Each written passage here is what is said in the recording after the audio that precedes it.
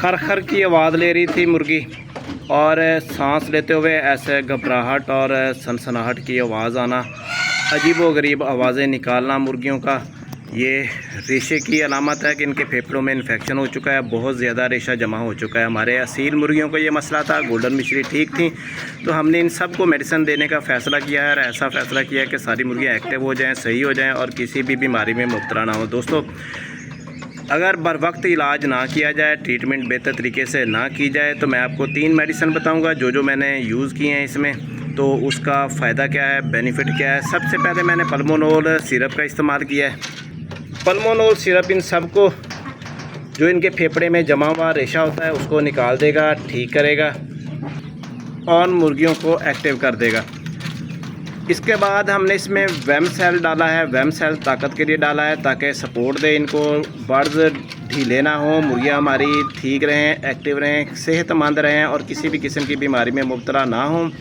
इसके बाद हमने इनमें जैटीपार्ड सिरप भी डाला है। जैटीपार्ड सिरप ये हमारी ब्रूडर मुर्गियाँ हैं, ना सिर्फ इनके जिगर को ठीक रखेगा, खाने पीने की स्पीड सही रखेगा और इनके मेडिसिन के जो साइड इफ़ेक्ट होते हैं उनको बिल्कुल ही सही रख देगा, कर देगा और मुर्गियां हमारी ढीली नहीं होंगी, सुस्त नहीं होगी, जिगर इनका सही काम करता रहेगा, तो ये खाना पीना सेट रखेंगी और जिगर की सफाई होगी, खून ज़्यादा पैदा होगा तो मुर्गियां हमारी अंडे भी ज़्यादा मिकदार के अंदर देंगी। तो ये सारा कुछ करना पड़ता है, मेहनत करेंगे तो आगे बढ़ेंगे, मेहनत नहीं करेंगे तो हमारे पास अंडे नहीं आएंगे। तो दोस्तों, इन्हीं के अंडे लेकर हम खुद भी खाते हैं और इनमें से चिक्स भी निकलवाते हैं, बच्चे निकलवाते हैं और अपनी ब्रीड भी आस्ता आस्ता बढ़ा रहे हैं। ये सारा फार्मूला आपको हम बताते रहते हैं, डेली टिप्स देते रहते हैं। ये वाला पोर्शन जो सामने आपको नज़र आ रहा है, इसमें सारी हमारी गोल्डन मिश्री मुर्गियाँ मौजूद हैं, असील मुर्गियाँ मौजूद हैं। साथ वाला जो पोर्शन है इसमें हमारे